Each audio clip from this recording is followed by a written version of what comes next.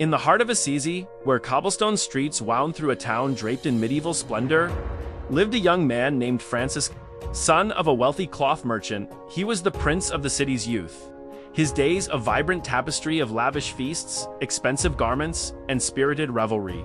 He rode through the town square on a fine steed, his laughter echoing against the stone walls, his future seemingly paved with gold and glory. He dreamed of knighthood, of valiant battles and the admiration of nobles. A life measured in earthly treasures and the applause of men. To him, the world was a banquet, and he was its most celebrated guest, a charismatic figure indulging in every pleasure life had to offer. Blissfully unaware of the profound emptiness that was beginning to stir deep within his soul.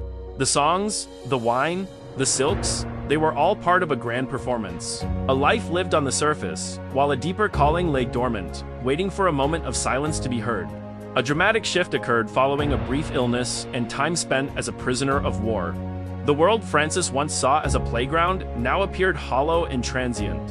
One day, while riding through the countryside, he came upon a leper, a figure of revulsion he would normally have avoided.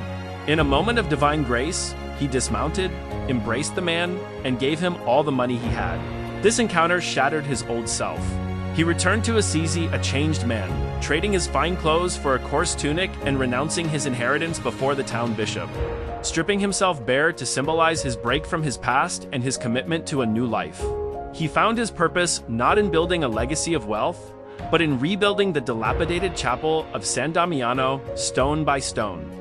He begged for his food, embraced radical poverty, and dedicated himself to serving the poor and the outcasts, finding a joy in humility that all his riches could never provide.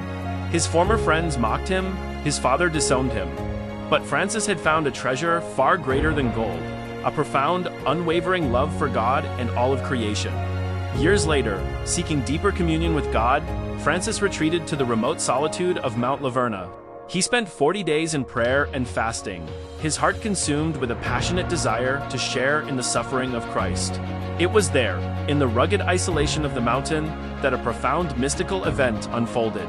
As he prayed intensely at dawn, a vision appeared to him, a seraph, a six-winged angel, on a cross. As the celestial being vanished, Francis was overcome by a mixture of awe and agony. He looked down at his own body and saw that the wounds of Christ's crucifixion, the stigmata, had been imprinted upon his hands, feet, and side.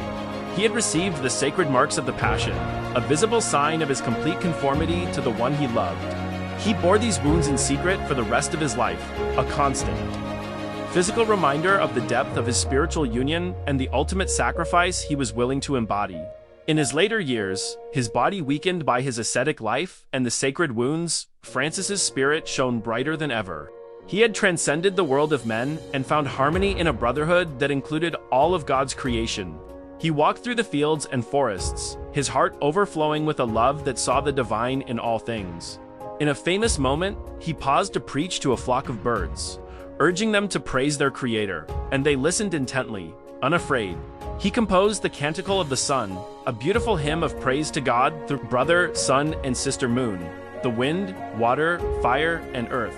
He was no longer Francis, the son of a merchant, but a simple instrument of peace, a mirror of Christ's love for the world. He died in a humble hut laid on the bare earth, embracing Sister Death not as an end, but as a final, joyful passage back to the source of all life, leaving behind a legacy not of wealth or power, but of radical love that continues to inspire the world.